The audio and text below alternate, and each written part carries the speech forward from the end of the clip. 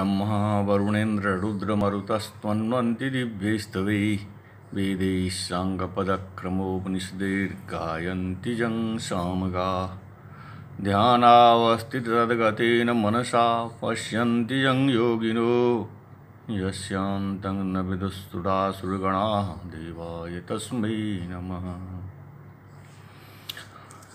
मैं कमलेश झा, सहायक प्रोफेसर, यूथालाल संस्कृत महाविद्यालय मझौलिया, पश्चिम चंपारण। मैं आज शास्त्री तृतीय खंड के छात्रों के लिए, जिनका विषय व्याकरण है, उनके लिए पंचम पत्र, व्याकरण पंचम पत्र के रूप में पढ़ाई जाने वाली पुस्तक परम लघु मंजूषा,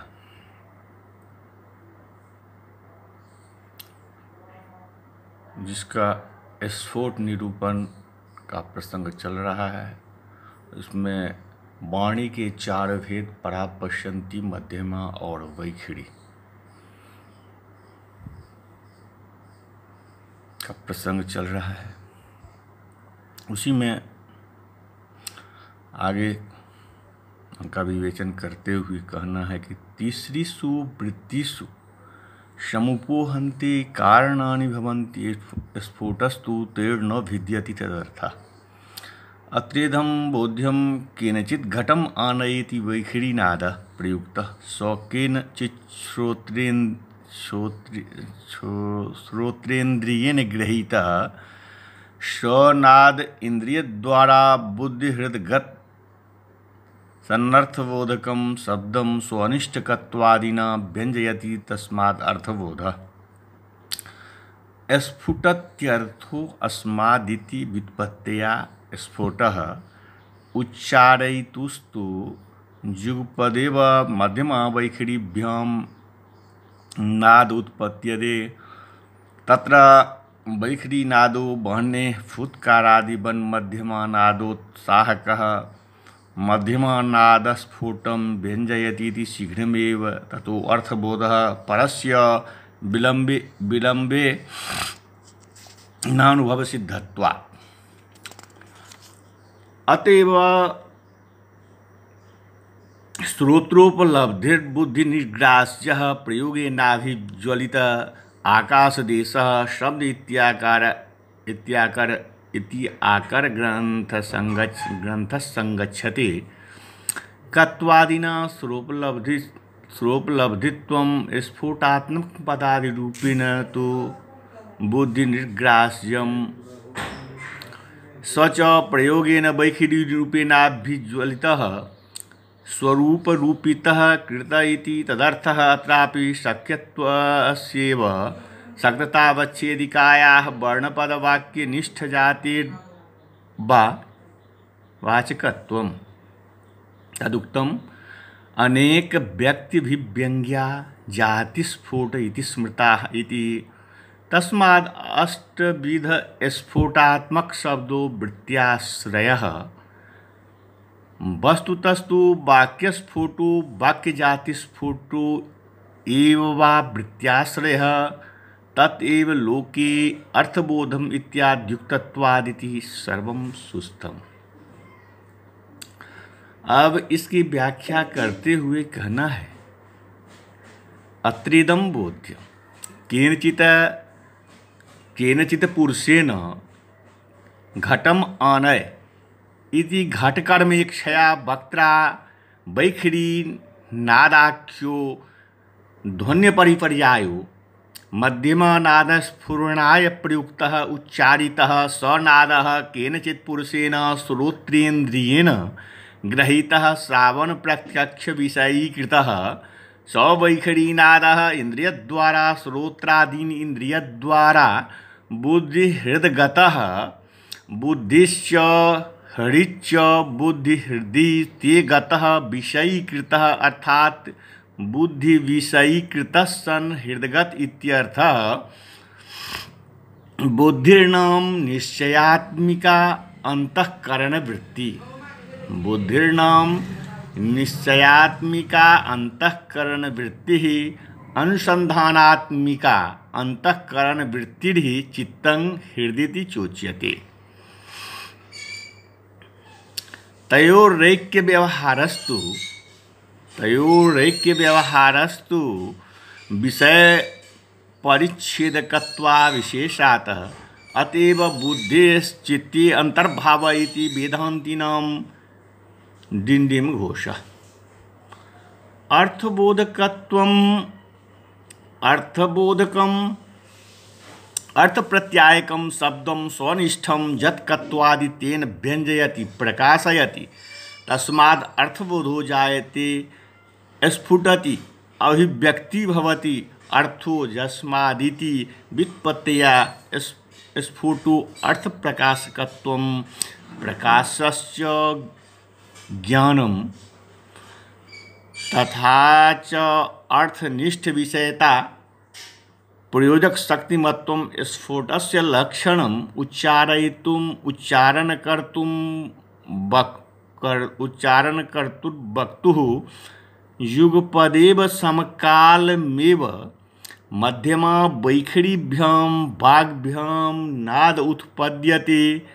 तत्र वैखरीनादः वह्नेः फुत्कारादिवत् यथा अप्रज्वलितस्य वह्नेः फुत्कारादय उद्बोधकास्तथा मध्यमानादस्य उत्साहकः प्रवर्तकः। मध्यमनादः स्फोटं व्यञ्जयति प्रकाशयति इति अर्थः। इत्यतो हेतोः शीघ्रमेव झटिते वार्थबोधः अर्थज्ञानं जायते परस्य अन्यपुरुषस्य विलम्बेन अत्वरितेन अर्थबोधानुभव सिद्धत्वात्। श्रोत्रोपलब्धिरिति उपलब्धिर्ज्ञानम् श्रोत्रेण श्रोत्र एव वा उपलब्धिर्जस्येति व्यधिकरणपदो बहुव्रीहि श्रोत्रेन्द्रियजन्य ज्ञान विषय इत्यर्थः। सप्तमी विशेषणे बहुव्रीहो इति सूत्रे सप्तमी ग्रहणेन तादृशस्यापि बहुव्रीहेः स्वीकारात् शब्द विषयक प्रत्यक्षं प्रति सन्निकर्षद्वारा श्रोत्रेन्द्रियस्य करणत्वमिति तात्पर्यं। वस्तुतस्तु उपलब्धिः इत्यत्र कर्णे एक्तिन् प्रत्ययः। स्त्रियाम् एक्तिन् इति सूत्रे भावे अकर्तरि च कारके इत्यनुवर्त्य स्त्रीलिंगो भावादौ एक्तिन् विधानात्। तथा च श्रोत्रम् उपलब्धिः करणं यस्य समानाधिकरणपद एव बहुव्रीहिर्ज्ञेयः। कर्णसंस्कुल्यवच्छिन्न नभस एव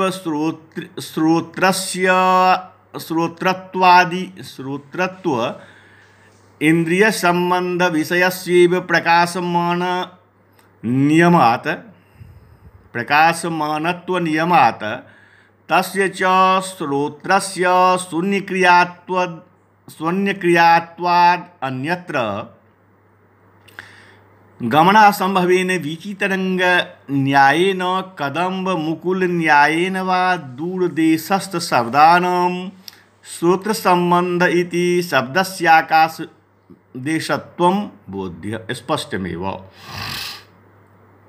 अथवा श्रोत्रेण उपलब्धिः श्रोत्रोपलब्धिः सा अस्या अस्तीति।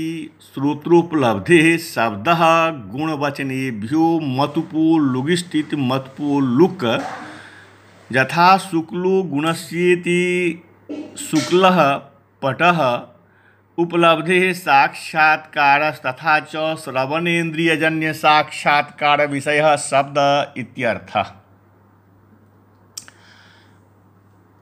न च न कर्मधारयादिति व्युत्पत्ति विरोधिति वाच्यम्। तदर्थस्यैव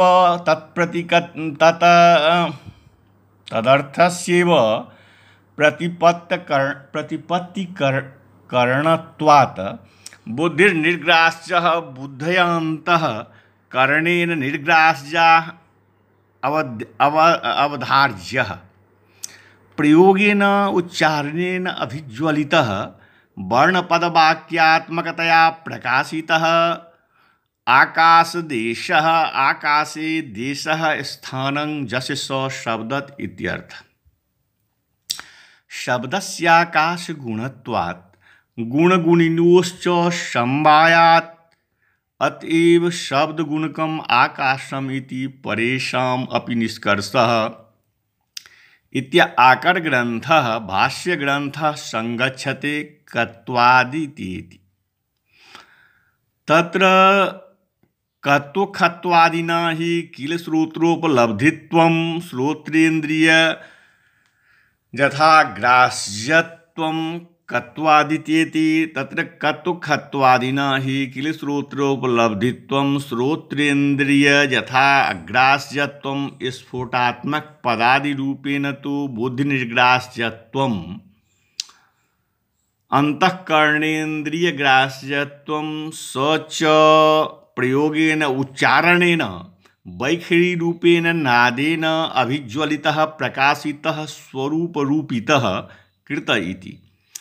आकाशरूपेणैव रूपितः परिणतः कृत इति तदर्थः आकरग्रन्थार्थः।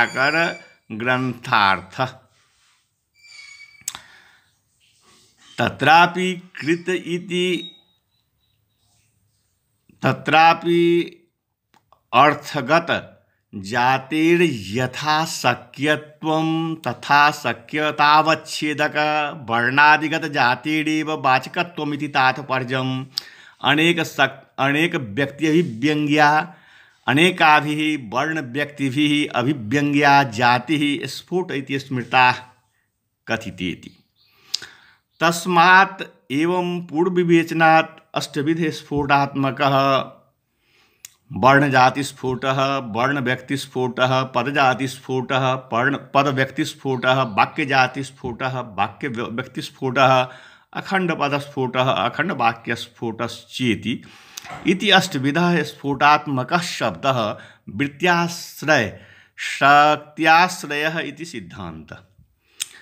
वर्णपदभेद स्फोटानां वृत्त्याश्रयत्वाभावेन दूषितप्रायत्वात् स्वमते सिद्धान्तं दर्शयति वस्तुतत्त्वेति।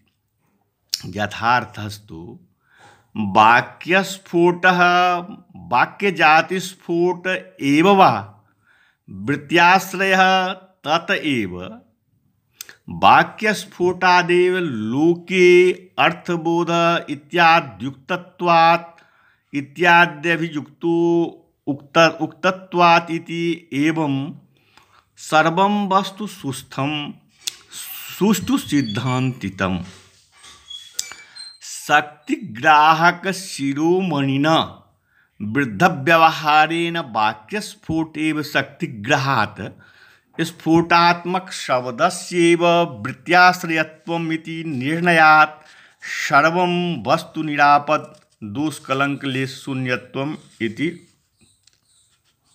तत्त्वम्। इन पूर्वापड़ वाक्यों का तात्पर्य यह जानना चाहिए कि किसी ने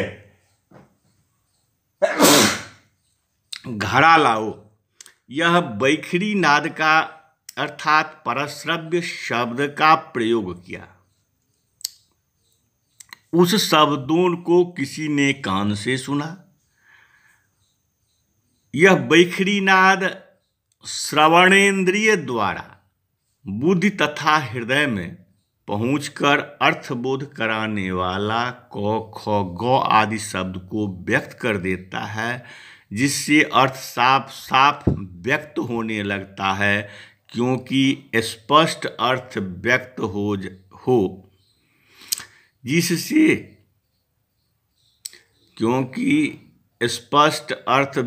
हो जिससे वही स्फुट है। उच्चारण करने वालों को मध्यमा तथा बैखरी नाद से एक ही बार नाद उत्पन्न करना होता है, उसमें वैखरी नाद। जिस प्रकार अग्नि का फुत्कार शब्द प्रज्वालक अर्थात प्रोत्साहक होता है, उसी प्रकार मध्यमा नाद का प्रोत्साहक होता हुआ मध्यमा नाद को व्यक्त करता है। इसीलिए शीघ्र ही उससे अर्थक ज्ञान होने लगता है, क्योंकि दूसरे को विलंब से अर्थबोध होना अनुभव सिद्ध बात है। इसीलिए कान से जो सुना जाए, बुद्धि से जो ग्राह्य हो और उच्चारण करने से जो व्यक्त हो जाए, वही आकाश स्थान वाला शब्द है। यह भाष्य ग्रंथ संगत होता है। उसमें भेद यह है कि क ख ग घ आदि वर्ण श्रवणेन्द्रिय का विषय है। स्फुटात्मक पचति भवति रामः कृष्णः इत्यादि पद बुद्धीन्द्रिय का विषय है। वह शब्द प्रयोग करने से अर्थात उच्चारण करने से वैखरी रूप नाद से प्रकाशित होकर आकाश रूप में परिणत होकर शब्द कहता है। यही भाष्य ग्रंथ का अर्थ है। उसमें भी जिस प्रकार अर्थगत जाति का शक्यत्व अर्थात वाच्यत्व माना गया है, उसी प्रकार शक्ततावच्छेदिका अर्थात पदत्वावच्छेदिका, पदत्वादि व्यावर्तिका, वर्णनिष्ठ पदनिष्ठ वाक्यनिष्ठ जो जाति, उस जाति का वाचकत्व भी माना गया है। उसे भर्तृहरि ने भी कहा है, अनेक वर्ण व्यक्ति से अभिव्यक्ति जाति ही स्फोट है। इसीलिए 8 प्रकार का स्फोटात्मक शब्द ही वृत्ति का आश्रय है। किंतु यथार्थ में तो वाक्य स्फोट या वाक्य जाति स्फोट ही वृत्ति का आश्रय है, क्योंकि उसी से संसार में अर्थबोध होने पाता है, वर्ण पद आदि से नहीं। इसीलिए भर्तृहरि ने कहा है कि वाक्य स्फोटेति निष्कर्षो तिष्ठतीति मतस्थिति। न्याय भाष्यकारों ने भी कहा है कि पद समूहो वाक्यम अर्थ समाप्तो, अर्थात सभी का निचोड़ अर्थ निकालने में वाक्य स्फुट ही रहता है, और पद समूह जो वाक्य वही अर्थ की समाप्ति में समर्थ है, अन्य नहीं। इस प्रकार से स्फोट निरूपण का प्रसंग समाप्त होता है। अब आकांक्षा, वाक्य में जो आकांक्षा, योग्यता, आसक्ति और तात्पर्य, तो अब वाक्य में आकांक्षा की जो आवश्यकता है, अथ आकांक्षा निरूपणम अथ शब्द बोध सहकारी कारणानि आकांक्षा योग्यता आसक्ति तात्पर्यानि वाक्य समय ग्राहिका आकांक्षा साचेक पदार्थ ज्ञाने तदर्थान्वय योग्यार्थस्य जज्ञानं तद्विषयेक्षा अस्यान्वयर्थः कः इत्येवं रूपाः पुरुषनिष्ठैव, तथापि तस्याः स्वविषये अर्थे आरोपः। अयम् अर्थो अर्थान्तरम् आकांक्षातीति व्यवहारात् इदमेवाभिधानात् पर्यवसानम् इत्युच्यते।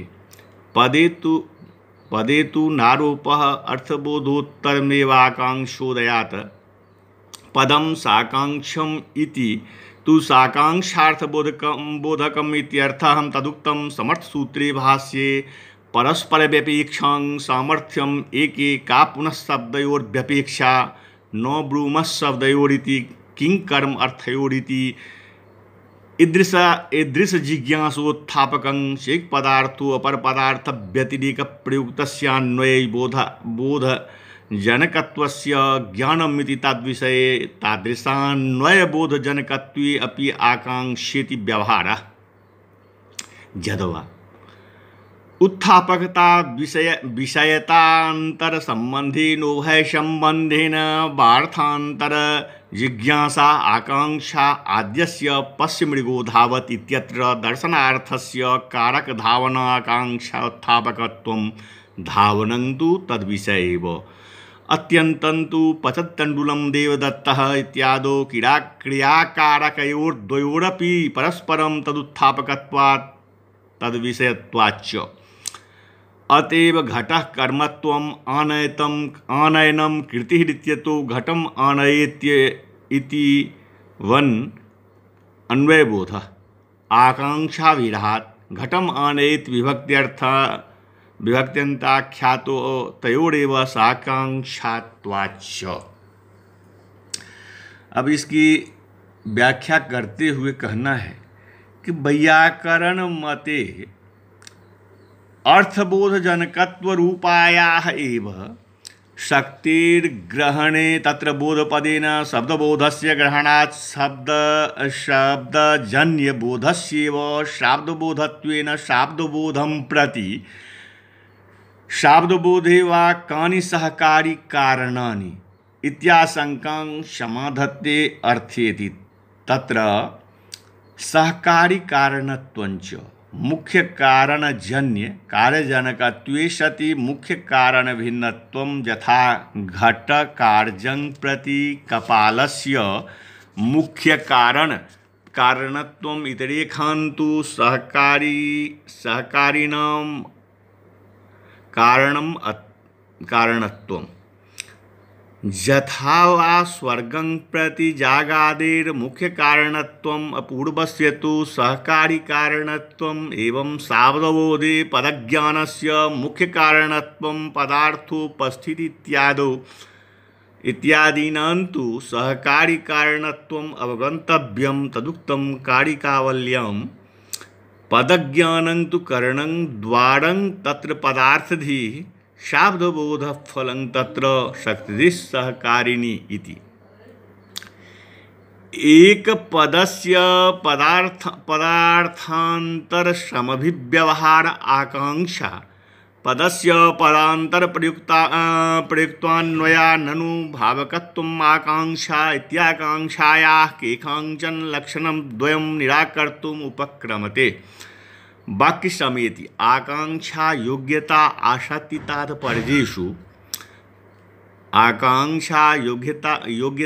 आसक्ति तात्पर्येषु त्रिविधेषु शाब्दबोध सहकारी कारणेषु स्वमते आकांक्षायाः लक्षणं निर्भक्ति वाक्य समय ग्राहिका आकांक्षा।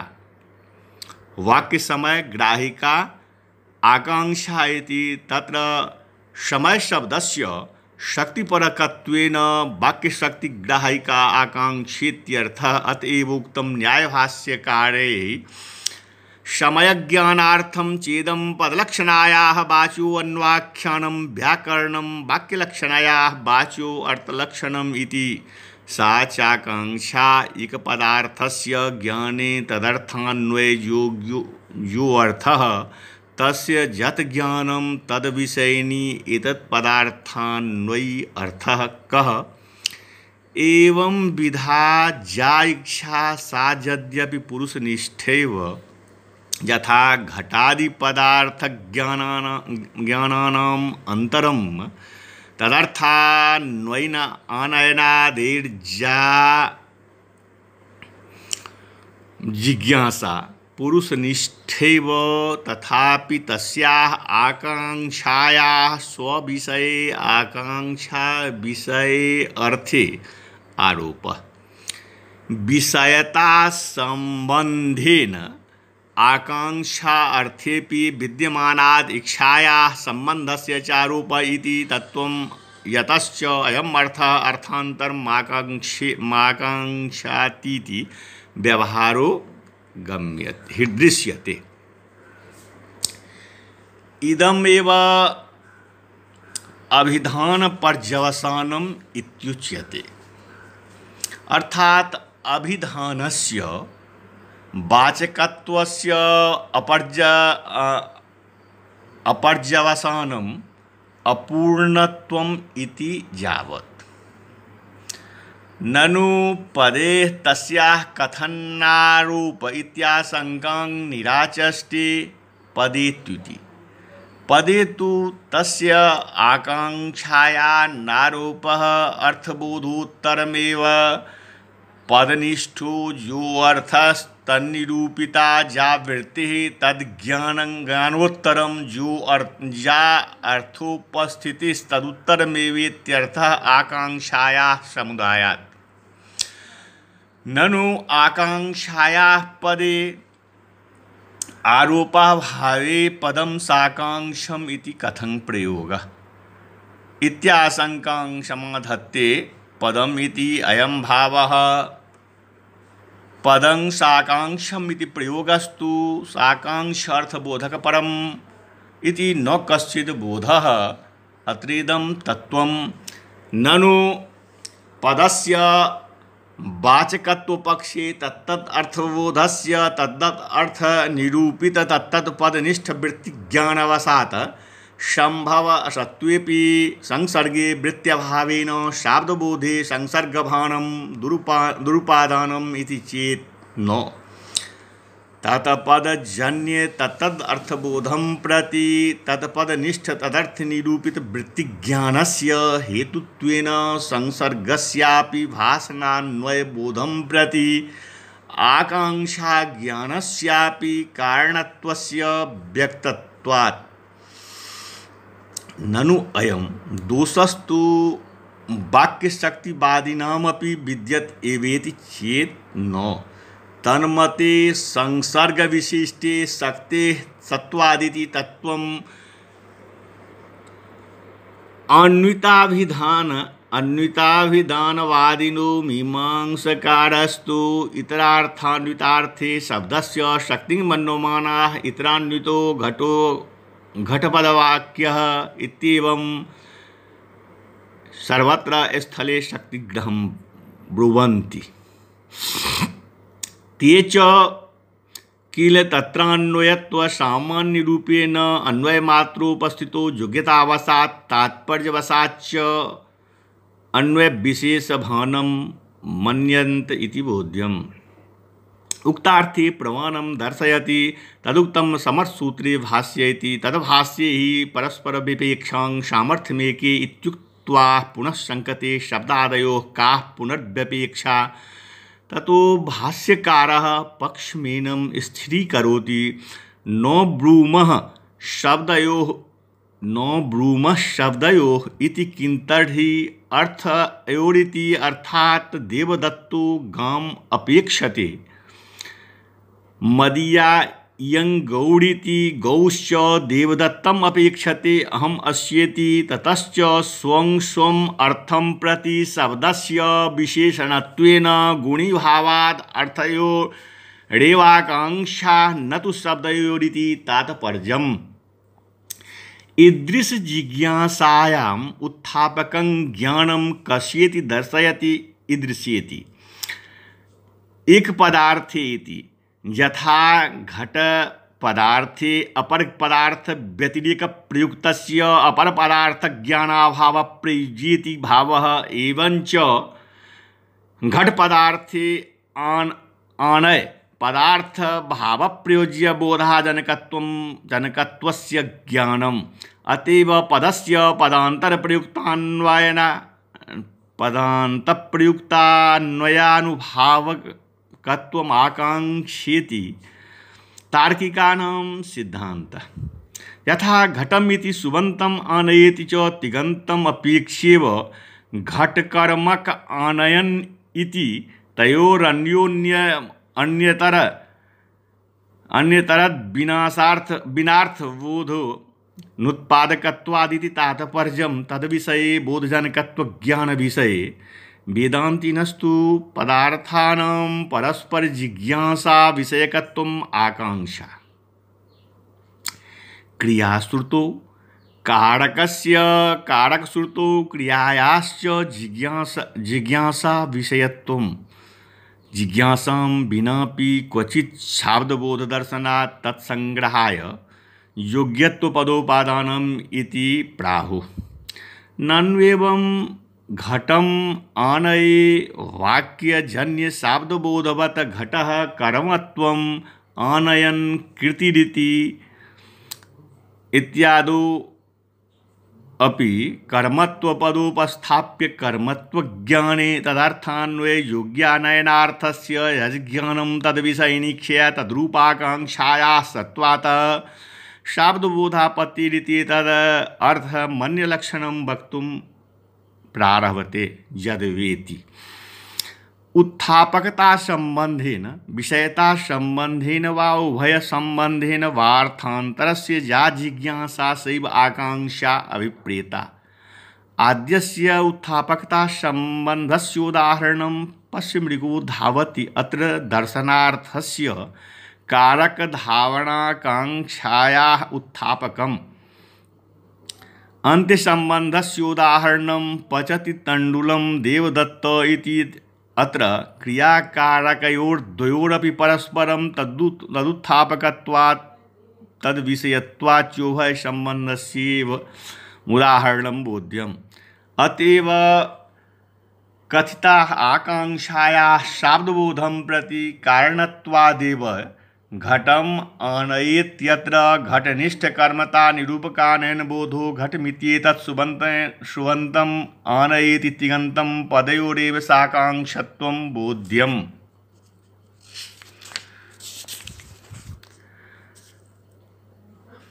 शाब्द बोध में सहायक कारण चार है।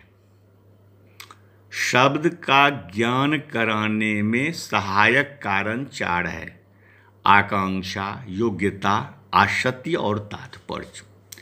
उनमें वाक्य शक्ति को ग्रहण कराने वाली आकांक्षा है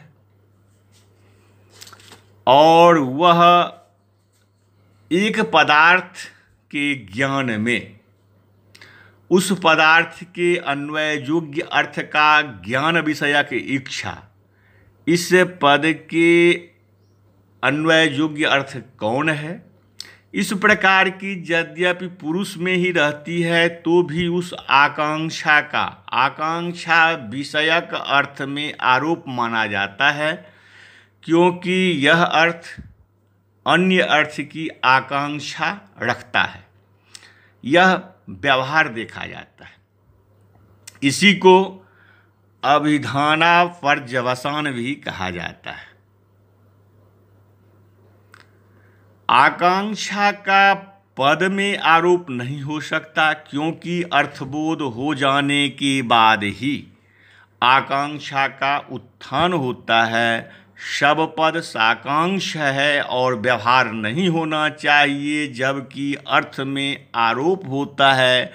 इस आशंका पर कहते हैं कि पद साकांक्ष है। इसका तात्पर्य है कि पद साकांक्ष अर्थ का बोधक है।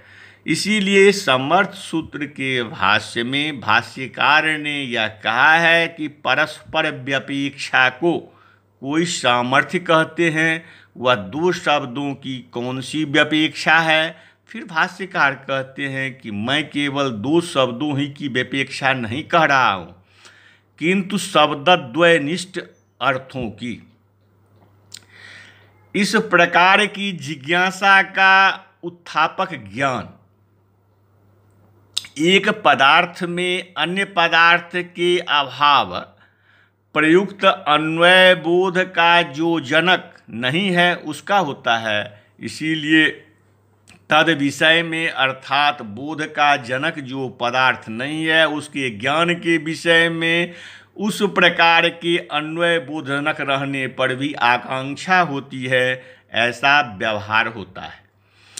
किंतु इस प्रकार का आकांक्षा का लक्षण मानने पर घटम आनय की तरह घटः कर्मत्वम आनयनम कृति ही यहाँ पर भी शाब्दबोध प्रसंग होने लगेगा। इसीलिए आकांक्षा का दूसरा लक्षण कहते हैं यदवा इत्यादि ग्रंथ से, अर्थात उत्थापकत्व या विषयत्व संबंध से। या दोनों संबंधों से अर्थांतर की जिज्ञासा ही को आकांक्षा कहते हैं। पहला उदाहरण, पश्य मृगो धावत। देखो मृग दौड़ा जा रहा है, क्योंकि यहाँ पर दर्शन अर्थ कारण धावन क्रिया आकांक्षा का उत्पादक है और धावन अर्थात दौड़ना उसका विषय है। अंत्य का उदाहरण, पचति तंडुलम देवदत्त। यह देवदत्त चावल पकाता है, क्योंकि यहाँ पर क्रिया कारक दोनों को ही परस्पर उसका उत्थापक है और उसका विषय भी है। इसीलिए अर्थात शब्द बोध के प्रति शब्द के अर्थ का ज्ञान कराने के प्रति आकांक्षा ही कारण रहने के कारण घटः कर्मत्वम आनयनम कृति ही, इस वाक्य में घटम आनय इस वाक्य की तरह अन्वय बोध नहीं होने पाता, क्योंकि वहाँ आकांक्षा का विरह है। घटम आनय यहाँ तो सुबंत तिगंत दोनों ही साकांक्ष है। इस तरह से आकांक्षा निरूपण का विवेचन प्रसंग समाप्त होता है।